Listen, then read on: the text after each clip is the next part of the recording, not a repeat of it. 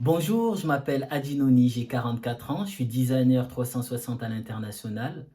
J'ai participé à différents échanges interculturels en Allemagne et en Russie, notamment sur le thème du hip-hop. C'était il y a à peu près 20 ans. La mobilité m'a permis d'élargir ma vision du monde, mais aussi mon champ des possibles.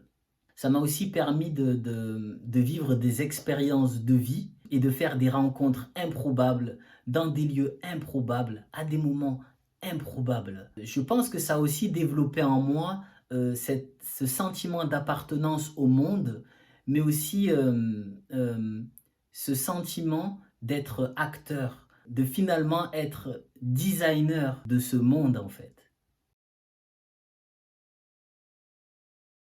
D'après moi, un échange interculturel, c'est l'opportunité de vivre d'autres réalités et d'aller au-delà des préjugés.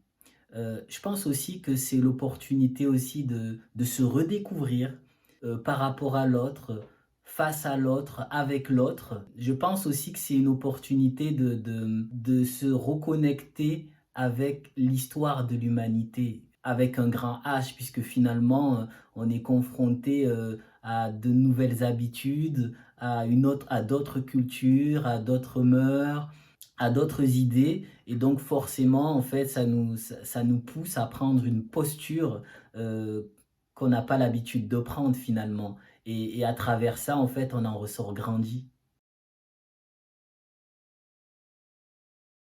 À vrai dire, en fait, tous ces échanges interculturels s'inscrivent en fait dans une période de ma vie où j'étais, beaucoup en déplacement, où j'ai rencontré énormément de gens, soit par le biais du hip-hop, soit par le biais associatif.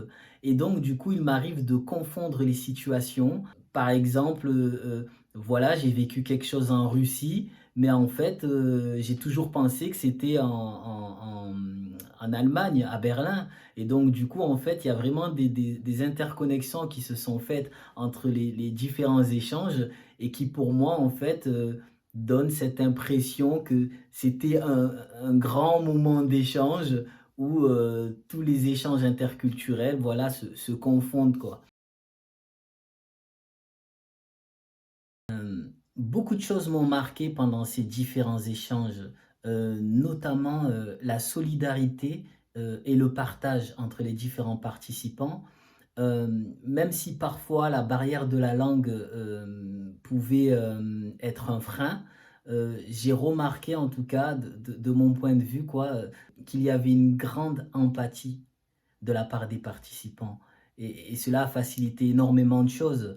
Il se pouvait qu'il y ait en fait des incompréhensions, notamment au niveau, culturel, au niveau des comportements et le fait de se dire finalement, «Bon OK, en face de moi j'ai quelqu'un en fait qui essaye de me comprendre, donc je fais aussi l'effort d'essayer de le comprendre et de comprendre son comportement, sa culture, sa vision des choses». Et tout cela, en fait, toute cette expérience, en tout cas pour moi, m'a permis de grandir et de monter en conscience.